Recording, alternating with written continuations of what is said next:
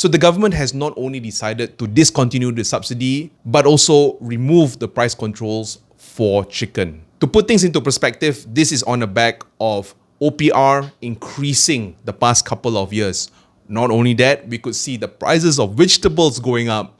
And right now, we can see the prices of rice going up. So basically, all in all, what I'm trying to say is that inflation is hitting every Malaysian right now. And the impact is when things are getting more and more expensive, it is harder for us to save. And when it's harder for us to save, it will eventually mean that our retirement fund is much less. The second and more scary thing is that 10, 20 years down the road, if this inflation keeps on happening, our retirement fund would buy us even less and less in the future. An example of this is 10 years ago, with 200 ringgit, we probably can get a full bag of groceries for 1 month.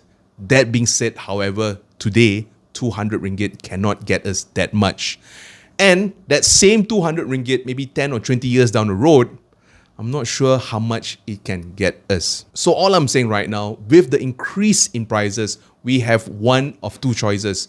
We can either complain about the situation, or we can find a solution, take action, and start a side hustle.